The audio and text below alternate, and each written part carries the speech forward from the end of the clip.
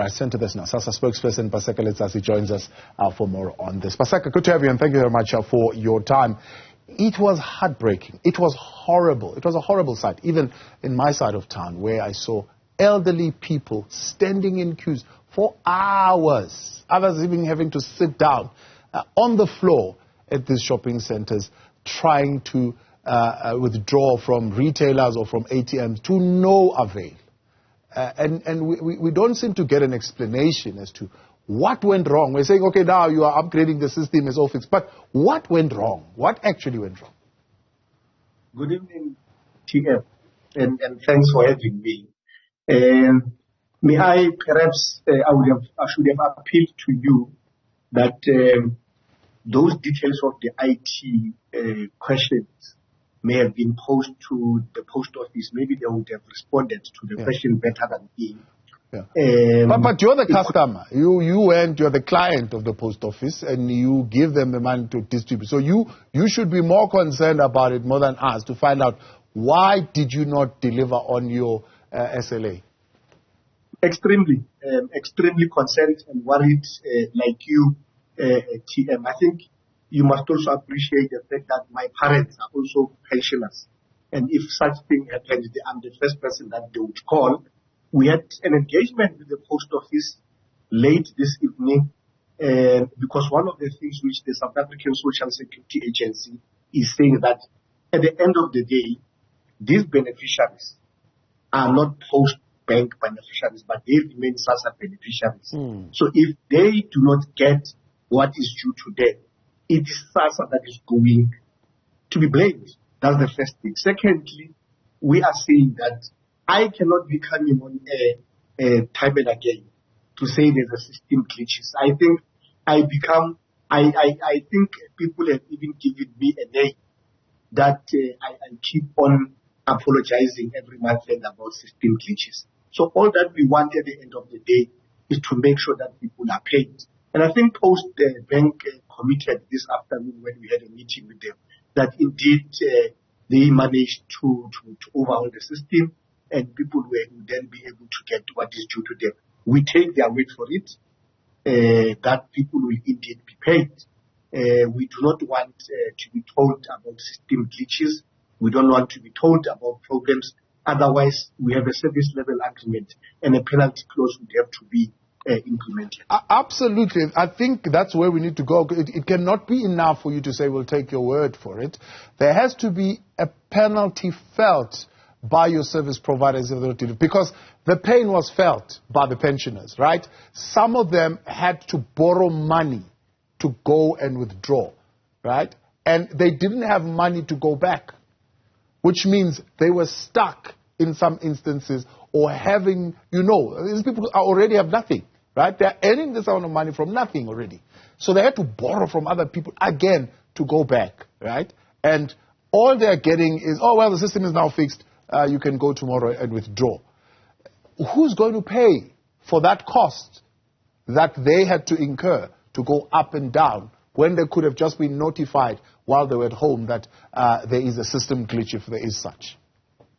So they have acknowledged TM late this afternoon that they've acknowledged that there was very communication problems, and we indicated to them that they need to make sure that the communication is very key in terms of glitches or whatever problems which you are having.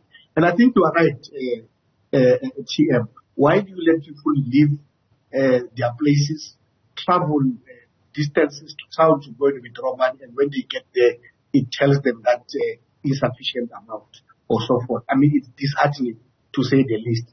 But we also want to tell people that the social assistance regulations stipulates that it is the right of a beneficiary when they make an application which kind of payment they would be comfortable with.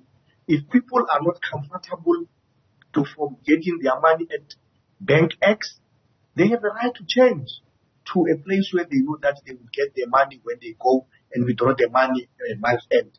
But secondly, we also want to appeal to our beneficiaries that in case they reach a point where they feel that they are not getting a good service in whatever platform where they have chosen, they must do so before the 20th of every month. And the reason why we say they must do it before the 20th, because they'll then be able to get their money during that month. But if they don't, they do it after the 21st and so forth. Unfortunately, their money will be transferred the following month. But we want to emphasize that it is within their right. It is there enshrined in the regulations that if they want to change their method of payment, they are free to do so. One of the complaints, talking about the transfers, that has emerged this evening still, except for those who are still having challenges, even though you're saying the system is back on, is that some were only able to see part of their allowance and they didn't see all of it. Is there an explanation to why that would have happened? There is an explanation, because when you try to make a transaction and at the back end there are problems, the system is supposed to autocorrect immediately and give you the slip when you come back, you're able to get money. But that particular process was not happening.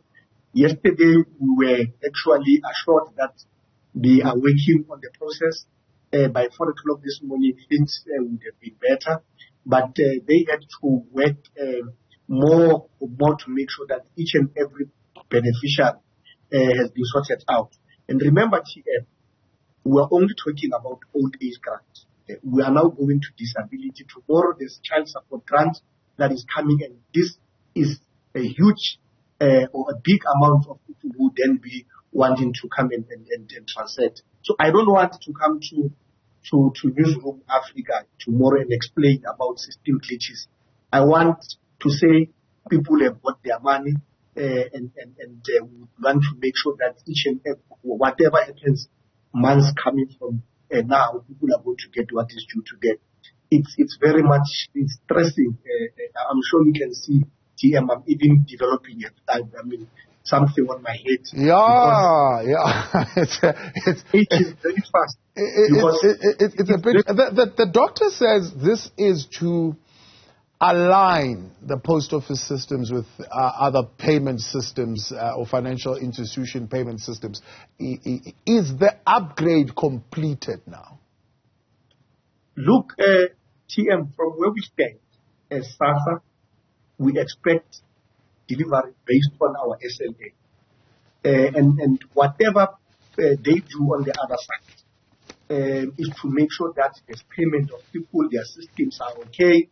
We do not necessarily get any negative feedback month come month. And I'm sure, TM, this is not for the first time you call me to your show to come and explain this thing and apologize.